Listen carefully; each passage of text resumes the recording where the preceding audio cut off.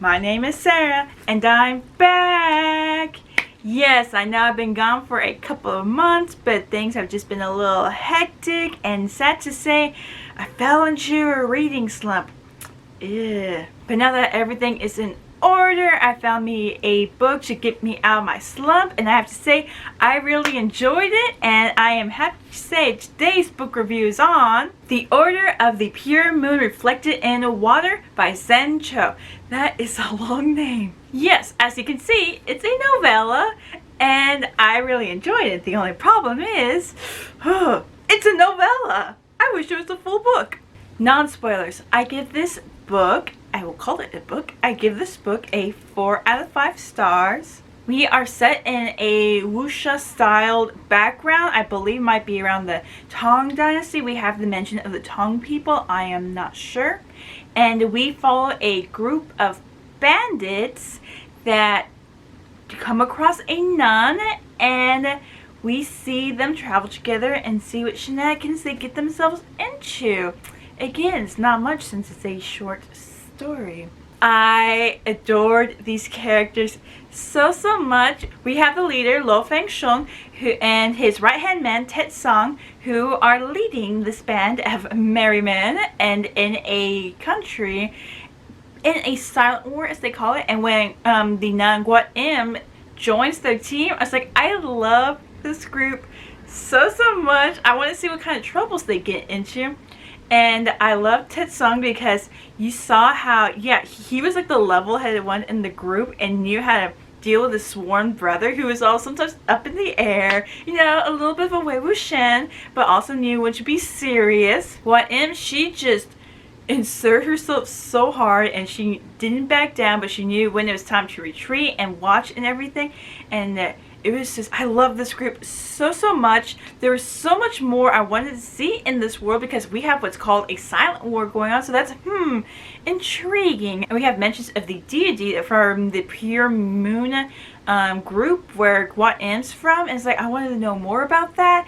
Basically, this author sprinkled so many stuff in here that I could have made a full book. I don't know about book series, but a full standalone that I would have been so drawn in because I am so curious about this world. But instead, we have a toodaloo at the end. I'm like, am I missing any pages? Is this like a hollow book where I can go shoong and the whole thing pops up? But oh my god, I wanted to know more about this world. I love the characters. I liked the little hidden stuff that's going on in the background. It's like, this, oh my god, that's all I can say, people. It's like, yes, it's a novella. It's going to be like a sour end at the end. But still, I enjoyed the ride. I enjoyed the world. I enjoyed the characters so much. It's a novella. That's my only gripe about this whole thing. It's a novella. I wanted more. Please, why can't we have nice things? And yeah, it's a novella, but it helped me get out of my reading slump, which I really appreciate. And I just like this style, and I actually hope to see more wuxia style books published and everything, because we know some are. I haven't seen many on the shelf, so if some of y'all actually do know, I would like some recommendations. And yeah, The Order of the Pure Moon Reflected in Water by Zen Cho, 4 out of 5 stars. Bye, non-spoilers. Spoilers. Now, of course, we gotta start any good story with a little chaos, and that is it, a coffee house. And that's how we meet our group. We're at a coffee house. One customer is being rowdy and being mean to our waitress, who happens to be Guat Im, and I think there is some magic in this world. It's not really shown a lot, so it could usually be like a slip of the mind or something so forth. But yes, something happens where this customer accuses Guat Im of being a witch by performing magic. I don't know, it looked like he was doing it. And of course, there's this lone bandit just, you know, casually drinking his drink, looking at the wanted posters, noticing some that are very interesting, and taking a couple when the owner says, no, we have to leave them up there. He gives him some money. Here's for your troubles. And he picks a fight with the customer. Shenanigans ensue. And it's like, and he's having a lot of fun, and the waitress is standing there, and another guy shows up, and he's apologizing, saying we'll be out of here soon. And then he notices that Gua In, because she is a nun, and in their order they shave their heads, and he says, you're a member of the Pure Moon Order, and she's like, yes, and he's like, okay, go, and then he says, Allo, are you done yet? It's like, fighting the guy is like, fine, okay, and they finish the fight, and that's how we meet our leader and his right hand man of the bandits, Lo Fengsheng and Ted Sung. And it's like, I loved this duo so much. I guess you could say as sworn brothers, because they do say that they are sworn brothers. It is a Wei Wuxian and a Zhang Zhang, and it's like, I loved this team so much. And again, they are leader of a bunch of men who are contractors, not bandits, because in this world there is this person called the Protector, and after so many wars and stuff, and saying that he would help the country, he kind of took over, and they're the reformists that were fighting back, but now they're getting bad names as bandits. And we saw that Feng Sheng's group aren't bandits, they are just a ragtag group of people that had some difficulties in their past, and they're just trying to make money, so they're not exactly bandits, but they're giving the name bandits, and that's not looking good for them. And right now they are actually in the middle of a job to get some money, because some people do need money to send back to families, so they have reasons as to why they are going around in the jungle avoiding the Mata, who are like the police, and other bandits with packs of rice to sell, as well as the real goods. How I mean about Gua In just inserting herself is that she found the group, and she's like, can you all do all of this and stuff? And the men are like, well, maybe it's a good idea to have a woman. And they're getting like the wrong idea. And then Ted Sung's like, yeah, about that. If y'all try to do any of that stuff, this is what she actually means. And Feng Sheng is like laughing his ass off. It's like, don't worry, she can take care of herself. And for y'all guys that try, good luck. And she does try to be useful in the group, because she tries cooking. She's really bad about it. To where the one cook in the group's like, no, you go do something over there. But she is really good you know, cleaning everyone's stuff and everything, that even Ted Sung's like, we actually smell better than usual. And she does help with other things, because they are in the jungle, so she's very good at taking out of leeches. So everyone's thankful for that. She helps other stuff as well. She's just not good at cooking. Ted Sung is a little sus about Gua In, how she keeps asking questions about the stuff that they are transporting, that, you know, him and Feng Sheng decide, like, you know, maybe we should be the ones carrying this stuff, because they're the only ones that actually know what they're really transporting in the rice, because they said they bought the rice to sell on the black market, because if you get caught by the Mata with rice, then it's a little bit of fine, prison time and everything. But for the stuff they're actually transporting, they hid it in the rice, because no one's gonna like, you know, check the rice for stuff. And here's Gua In just asking so many questions that Ted Sung is, of course, suspicious of her. Like, why is she so insistent of being with our group? We arrive at Songhai Tombek, where we're going to meet with our dealer to sell the goods.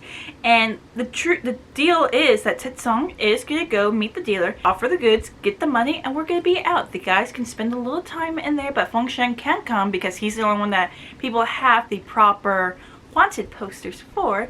And Gua In wants to come, and to everyone's surprise, Ted Sung agrees with that. He actually vouches for her, says, yeah, she can come get some stuff. And he's like, okay, she's your responsibility. We saw that during their trips, Ted Sung and Gua In actually did have some moments together where they're actually, like, you know, conversing, talking, and he knows that, you know, she's having some lady troubles, and he knows that she needs to go to town, so that's why he also vouches for her. And in a way, they just have, again, a good bonding moments, to where they're no longer being awkward around each other, but enough to like respect each other's presence and their wording.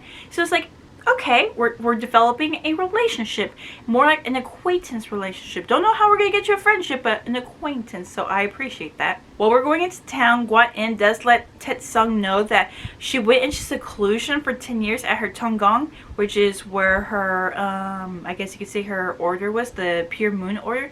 And she didn't know about the war. And what I meant by silent war is that Ted Sung explained, yeah, all of these things are happening, but it's basically a see no evil, hear no evil, speak no evil. So everything's just going around in the shadows, which makes it even more scarier than it being an actual full out war, and this just takes Gwa In by surprise, and all she knows is that the people back at her Tongong were killed, and she just wants to know what's going on in this world. We meet our dealer, and things don't go so right because while Tet Sung's ready to present the goods, Gwa In shows up and she is having a moment, which is understandable because the stuff that Feng Sheng's group was about to sell were items from a Tongong. Some of her sacred relic items that were protected so much, and they're selling them. So she freaks out, goes in protective nun mode.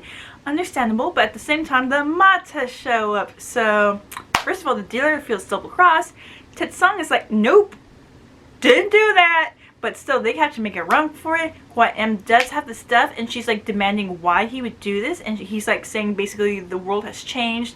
At the last Tongong, this many people died. And she's like, how do you know that? And I thought the same thing too. I thought Tet Sung, Feng Sheng, and the group were responsible for the death of the Foderies and the people that were there. Foderies are kind of like disciples of the order. But no, because thankfully, Feng Sheng does explain everything when he found out that they lost how much money and they just made a enemy of the person that they were supposed to dealing through. And it turns out that this person, Yo Tan Ti, he not only is a friend of the protector, but he's also a very good person of the religions, especially the Pure Moon, because one of his daughters did attend one of the groups, and the reason why they were selling it to him was to protect the items from the protector, who would just send it to a museum to non-religious people just to ooh and ah over them. And the reason why they knew the number of people who died was because they were sent to a Tokong because they were there to wait until like the bandits and the Mata left to collect whatever was remaining. So that's why they had these items. And of course Gwa In is like still on the fence about this, which is understandable. And during the retreat from the town, Tet Sung was injured, but he treated his wounds by himself. And that's where we see another moment between him and Gwa In, because she does tend to him, and then that's when it clicked, and she said that there's always these signs, and she believed that this was the, you know, purpose of her goddess, this was the will of her god. And that was because she and Tet Sung have a actual heart-to-heart conversation. The only reason why Tet Sung knows a lot about the Pure Moon Order and is able to relate and able to clarify things to Gwa In and to the men in the group is because he used to attend the Pure Moon Order. And I have to say, I was really interested in this group because all the Foderies, the disciples who join the order, are women. But even Gwa In clarifies that the goddess isn't very picky. She believes if in yourself, if you are woman enough, you can join the order. So they've had groups of where men who were women join, and women who knew that they were no longer women but knew that they were men inside leave, and that was Tet Sung. He came in to the order as a woman, and as time grew on he knew he could no longer be called sister, and at the same time his Tekong was attacked, and his abbot, his leader, wanted him to protect the items, and the only way he knew how to do that was to sell them to someone he knew was in power and can hide them. And over time he met Feng Sheng, and he said that he knew some people might suspect it, some people knew, but they never talked about it. And I was like, okay, this Pure Moon goddess, I like her. She is very open to how people identify themselves as women. And the more I think about it, the more I'm thinking about this goddess being like Windmaster, but I'm okay with that. And after Gwa In is hearing about all this, she's also like asking if Alo Feng Sheng knows about this, and he said, Tet Sung said he never mentioned it, and she's like looking at him, it's like, you do know he kind of looks at you more than a sworn brother, right? It's like, okay, Tet Sung is more into men. He messes with the women, but he doesn't go full out. So I'm thinking, yeah, if Gwa In notices that maybe your sworn brother's looking at you more than a sworn brother kind of way, secret love Tetsung, and you're none the wiser. And we also find out why Gwa-im was so invested in joining this group, because when she came out of seclusion, she saw that her Togong was attacked and all of her people were killed. So when she saw Fengsheng and Tetsung at the coffee house, she thought it was the goddess' way of her getting revenge. But then after a while, she realized no, it was to help them get the items to safety. So she comes up with a better plan, and luckily gets into Fengsheng's better graces, because while we found out that things were going so right, we decided to go to Compass, where is the capital, and Yo Ten-T actually lives there, and we were gonna sell it to him directly, because she's like, we could sell these for more, and so y'all don't get ripped off. And I'm like, okay, cool, awesome. It's not at the capital. And understandably, the group is getting frustrated. One of the team members, Ai, calls out Gwa-im, saying this is all her fault and it cursed her gods. And of course, Gwa-im does not take that lightly and does a martial arts move on him. And of course, Fengsheng makes her apologize for that later. But then Tetsung says, you might also want to teach the guys some martial arts, because they were like awed by you. But that's when Gwa-im does come up with a plan because this was her plan, but now she has a better plan. And Fengsheng's like, fine, what worse can happen? And that was to sell it to the daughter. The thing about Yi Guok-tin, who's the daughter, was that she used to go to the same Togong as Gwa-im, and of course her father paid for some things there, so, and she left before the attack happened. So we're thinking, okay, we have a connection, we have a tie, maybe we can make a deal with her. And people are like, well, she's the daughter, who's gonna want to listen to her, because all of the men are gone. And because not only was her father willing to pay for that stuff at that temple, it turns out that not only did her husband marry into her family, she decided not to live at her husband's household or her father's household, but create her own household, meaning this girl has influence. So we have a higher chance of selling these items, a few items, for a higher price. But the thing is, Tetsung and Oleg Gwa-im are going to go to make the deal. Okay, Fengsheng, I know you're trying to keep your man cool and everything. Can we just keep him under wraps for a few more minutes? We go see Yi Guok-tin, but the thing is, she doesn't recognize Gwa-im. She's like, how do you know my ascended name? She's like, but we were at the same Togong together. And she's like, And then she sees Tetsung, and she goes like, and she calls Tetsung by his former ascended name back when he was a woman. And it's like, is this trouble? Are we in trouble? But it turns out Yi Guok-tin is actually a fangirl. And here's Gwa-im after they're brought inside. She's staring at Tetsung like, what's she talking about? He's like, I don't know. And she's like, oh, sister. Because she accidentally keeps calling him sister until he tells her, you know, I'm no longer sister. Please don't call me that. And she's like, oh, I'm sorry. But at the time, she was calling him sister. And she's like, I attended all of your lectures. They were so moving. And Gwa-im was like, lectures? Because apparently at the Pure Order Moon, their gods, they have a statue of her presenting all 5 fingers, and each finger stands for a certain type of practice that they would either try to cultivate on one specific item that could take a whole lifetime, or do multiple ones. As for Tetsung, he decided to do the one on scripture and literature. It's like, anyone can do that. But Yi Guok-tin was like, oh, but your lectures are so moving, how they inspired us and everything, how they went into so much detail and were able to, you know, describe things that the common folk people couldn't understand. And Gwa-im is like, we're gonna have a conversation about this later. And because of Tetsung, they're able to make the deal with Yo Guok-tin, but she also hears the price and she feels like, are you trying to cheat me? He's like, there's no price on these relics. I am willing to pay anything. Okay.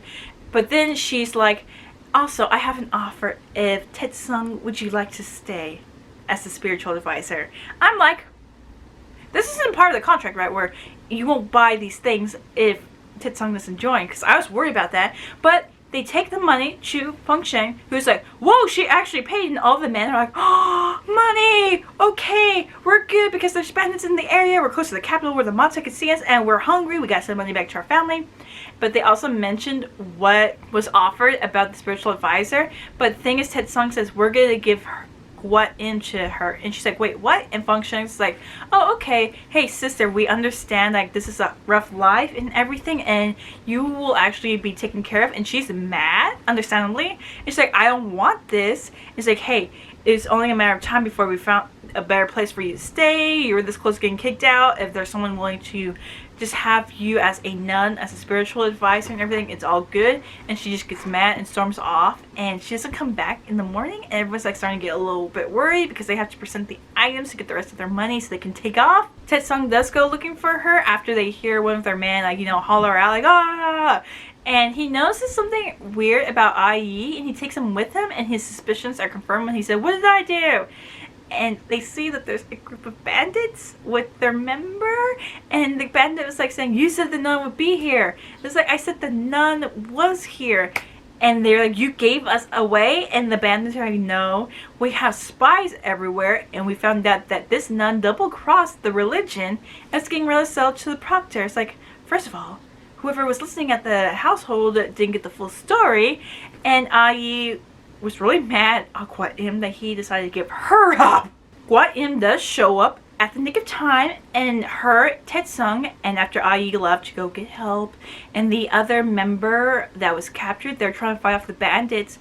And when things aren't gonna go so well, Gwa Im does a flash step, gets up to the bandit and snaps his neck, and disappears. This isn't a flash step. She did a flash step first, but she disappears, shows up behind the other guy, and knocks him out. Understandably, the one team member is freaked out and thinks of her now as a witch, because this is one of the practices that not many people understand that much about the order, so they call it witchcraft. While Taesung knows that this is a practice where he's seen them where some of his votaries have practiced so much that they were able to levitate off the ground for quite some time. This is how much they cultivated in this special area, but he's never seen someone to actually go shoo, shoo, like in the wind, that he's like wondering, wow, what it must have been something different on a higher level, especially with her going to seclusion for 10 years. And we end off the story with Gwa Im giving them the items to function and leaving to lure the bandits away so they can make the deal to get the money and to go on their way without any worry of, first of all, she did something to get the monsters to follow her. We have bandits following her, and they will not find or think of going looking for Function in his group. So Gwa Im is about to go on the run on her own when Taesung says, I'm gonna come with you, and everyone's shocked. I am shocked. Function is shocked. Gwa Im is shocked, and she's like, you shouldn't be coming with me. And it's like, fine, I'll come with you until we no longer like each other and we go our separate ways. And he's like, do I really need to ask you if I need to come? And she's like, is there any doubt in my mind that I would say no to you? And it's like, they're going off together. It feels more like a sworn brother and a sworn sister kind of thing. And Function is like, is there anything I could say to make you stay? He's like, no, this was meant to be. I'll make sure Gwa Im is okay, safe. Y'all go live y'all's lives. And everyone's like, second brother, please don't leave us. And he's like, hey, think of it like this. Y'all have more money in the cut. And they're like, oh yeah, that's right. But again, Function is not having this. He's upset and everything, and before they leave, he gives Taesung a kiss goodbye, and it was like, older brother, what are you doing? He's like, you know, I wouldn't have gotten a chance to do this any other time, so it was a kiss goodbye, and he wishes his brother the best of luck, and at the end, Taesung is like, good luck to you, brother, and that's how they leave. With so many questions up in the air, I'm like, ah! How could you do this? And that's the end of spoilers. As you can see, a lot happened in this small novella, which is like, we couldn't really go into much details. We got a little here and there's about the world, about the politics, about the silent war going on. We were getting a little bit information on Function, Taesung, and the group, because there are some drops here and there. We got better detail on Gwa Im and why her motives were what. And again, I'm really interested in this Pure Moon Order. Again, it sounds like Windmaster. And just how it ends. It's like, ah! We need a full book on what was going on, people. As you can see, I really enjoyed this. So many questions up in the air, and since this was wuxia style, it's like there's so much more going into this world based on the systems, like cultivating a little bit of magic and everything. And with this, I kind of set with a little historical settings, like that was like a cool mix. It's like I loved this novella, this book. It gets the title of book, people. And it's like, I wanted more. I wanted to know more. I loved Ted Sung. I liked how he had like a deep character. I liked Feng Sheng, how he was like the funny leader, but all the times at the times when he had to be serious, where he saw where he could be a little bit dangerous, and the men backed off a little bit. And Gua Im again had her own mysteries. We saw them unfold. I liked that. I just wanted to see more of the other characters. There are other characters who were introduced that had interesting backstories. It would have been nice to touch more on those. And just everything with this cat and mouse kind of game. I loved it. Sencho, you gifted us with this novella? I really want the full book. And yeah, for people that enjoy this kind of style, wuxia style, who like interesting characters and fast rides for a short story, this is really good. I automatically fell in love with the characters. I fell in love with the world. I fell in love with the story. This is really good. Again, it's a novella. It's a fast read. It's really enjoyable. I enjoyed it. Everything. That's all I have to say. I really enjoyed it. I enjoyed this novella. It's just sad that it's a novella, and that is again my only gripe that will make me cry myself to sleep. All in all, I enjoyed the story. I really enjoyed it, and I am so glad this is the book that got me out of my reading slump. The Order of the Pure Moon Reflected in the Watcher by Sencho. 4 out of 5 stars. My name is Sarah, and bye!